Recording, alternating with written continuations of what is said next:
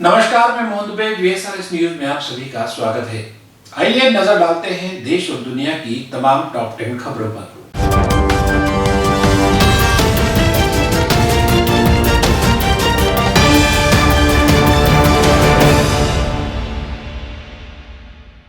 Britain में मिले corona के नए स्ट्रेन से पीड़ित 6 लोग भारत में भी मिले हैं। ये लोग ब्रिटेन से ही लौटे थे। सभी पीड़ितों को फिलहाल आइसोलेशन में रखा गया है। स्वास्थ्य मंत्रालय ने बताया कि बेंगलुरु में ब्रिटेन से लौटे 3 लोगों का सैंपल टेस्ट किया गया था, जिसमें ये नया स्ट्रेन मिला है। इसके अलावा 2 लोगों का sample centre for cellular and molecular biology Hyderabad में पॉजिटिव पाया गया। एक अन्य शख्स का sample national institute of virology Pune में जांच की गई थी, जहां शख्स कोरोना के नए स्ट्रेन से पीड़ित पाया गया है। मंत्रालय ने बताया कि सभी को अलग अलग आइसोलेशन में रखा गया है। लोकसभा चुनाव 2019 में काले धन के लेन देन की रिपोर्ट आने के बाद मध्य प्रदेश कांग्रेस के अध्यक्ष और पूर्व मुख्यमंत्री कमलनाथ ने पहली बार इस मुद्दे पर खुलकर बात की।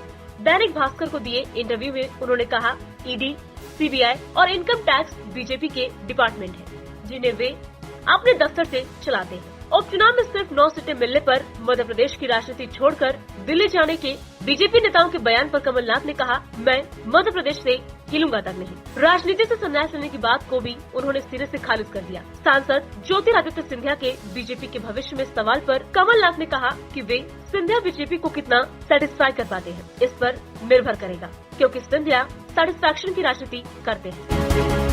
किसान आंदोलन का आज 34वां दिन है। कृषि बिल के विरोध में दिल्ली की सीमाओं पर किसान डटे हुए हैं। अब सरकार ने किसानों को 30 दिसंबर यानी बुधवार को बातचीत करने का प्रस्ताव भेजा है। किसानों ने इस प्रस्ताव को मान लिया है। उधर पंजाब में किसानों ने कृषि बिल का विरोध तेज कर दिया है। किसानों का सबसे ज्यादा गुस्सा मुकेश अंबानी की रिलायंस पर उतर रहा है। पंजाब में जियो समेत कई मोबाइल कंपनियों के 1500 से अधिक टावरों में तोड़फोड़ की खबर है। हरियाणा के पानीपत के समालखा में भी रिलायंस के पेट्रोल पंप को किसानों ने जबरन बंद करा दिया। देश में कोरोना का वैक्सीनेशन जल्द शुरू होना है। इसके साथ ही धार्मिक पर्यटन भी रफ्तार पकड़ने लगा है। कोरोना काल के 9 महीनों में पहली बार माता वैष्णो देवी का दरबार श्रद्धालुओं से गुलजार हुआ है। बाजारों में चहल पहल दिख रही है। यहाँ बेस कैंप के रजिस्ट्रेशन काउंटर पर 3 दिन में श्रद्धालुओं की संख्या में काफी तेजी से बढ़ोतरी दर्ज की गई है। 23 दिसंबर को 6500 से ज्यादा श्रद्धालुओं ने विशेष पूजा की। 25 दिसंबर की शाम ये आंकड़ा 10,000 पार कर गया। 27 दिसंबर को तो कोरोना काल में सबसे ज्यादा 13,000 श्रद्धालु दर्शन के लिए पहुँचे। श्रद्धालुओं की संख्या देख टूर ऑपरेटर और होटल इंडस्ट्री को आस बंधी है कि जल्द पहले जैसी रौनक होगी। देश के सबसे बड़े कार डिजाइनर और डीसी डिजाइन के संस्थापक दिलीप छाबड़िया को धोखाधड़ी के मामले में सोमवार रात को गिरफ्तार किया गया। मंगलवार को उन्हें मुंबई सेशन कोर्ट में पेश किया जाएगा। मुंबई पुलिस उनकी कस्टडी की मांग कर सकती है। छाबड़िया की एक लग्जरी कार भी जब्त की गई है। गिरफ्तारी के बाद उन्हें पूरी रात मुंबई पुलिस मुख्यालय में रखा गया। इसकी पुष्टि एक वरिष्ठ IPS अधिकारी ने की है। दिलीप छाबड़िया के खिलाफ धारा 420, 465, 467, 468, 471, 120B और 34 के तहत मामला दर्ज किया गया है। सूत्रों के मुताबिक मुंबई पुलिस मंगलवार को इस मामले में प्रेस कॉन्फ्रेंस करेगी और आगे अधिक जानकारियों का खुलासा करेगी।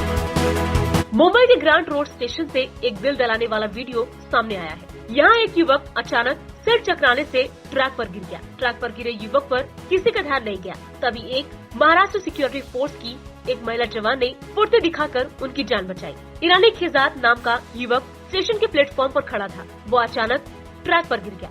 इस पर वहाँ मौजूद किसी ने उसे नहीं देखा। वो कुछ समय ट्रैक पर ही पड़ा रहा। तभी वहाँ मौजूद महिला जवान लता भोसले ने युवक को देखा।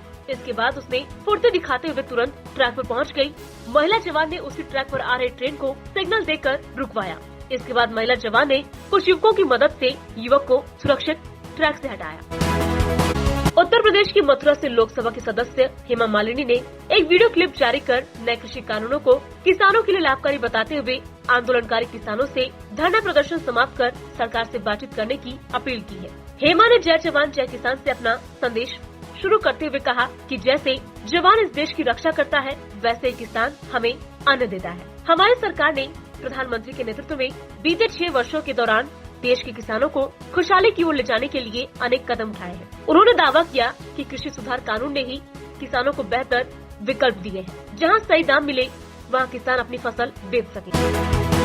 रत्नागिरी के दापोली इलाके में एक पेट्रोल पंप पर डीजल भरवाते समय एक प्राइवेट बस में भीषण आग लग गई। घटना रविवार देर रात की है। हालांकि समय रहते इस पर काबू पा लिया गया और एक बड़ा हादसा होते होते बच गया। आग लगने के बाद बस से उतरते वक्त एक शख्स झुलस गया। उसे दापोली के अस्पताल में भर्ती कराया गया है।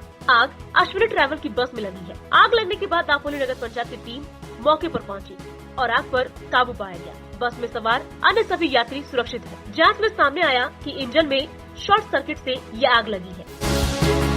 शिवसेना सांसद संजय राउत की पत्नी वर्षा आज भी प्रवर्तन निदेशालय के सामने पेश नहीं होंगी। उन्हें तीसरी बार समन मिला था। इससे पहले भी 2 बार पेश नहीं हुई थी। ईडी पीएमसी बैंक में मनी लॉन्ड्रिंग मामले की जांच कर रहा है। ईडी वर्षा से 55 लाख रुपए के उस ट्रांजैक्शन के बारे में पूछताछ करना चाहता है जो उनके खाते में जमा हुए थे। पत्नी को नोटिस मिलने पर संजय राउत ने कहा, विरोधकों ने हमारी सरकार गिराने की पूरी तैयारी कर ली है। मुझे अपनी बात साबित करने के लिए 22 एनसीपी और शिवसेना विधायकों की सूची भी दिखाई गई। संजय ने साफ कर दिया कि भाजपा द्वारा शिवसेना, राष्ट्रवादी कांग्रेस पार्टी, कांग्रेस गठबंधन की सरकार को गिराने की धमकियां दी जा रही है।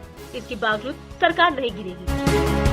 कोरोना संकट से जूझ रही बीएमसी ने मार्च 2021 तक के खर्च के लिए और 400 करोड़ रुपए की मांग की है, जबकि मार्च 2020 से अब तक कोरोना संकट से निपटने के लिए बीएमसी 1632.64 करोड़ रुपए खर्च कर चुकी है। स्थायी समिति के पास मंजूरी के लिए 400 करोड़ रुपए के भेजे प्रस्ताव में बीएमसी प्रशासन ने बताया कि आकस्मिक निधि में सिर्फ 29.93 करोड़ रुपए की राशि शेष है। इससे मार्च 2021 तक की जरूरतों को पूरा नहीं किया जा सकता। बीएमसी प्रशासन ने कहा कि आगे के खर्च के लिए 400 करोड़ रुपए आकस्मिक निधि में दिए जाएं। अब देखने वाली बात ये है कि बुधवार को प्रस्तावित स्थायी समिति की बैठक में बीएमसी प्रशासन के इस प्रस्ताव पर सदस्यों का क्या रुख रहता है।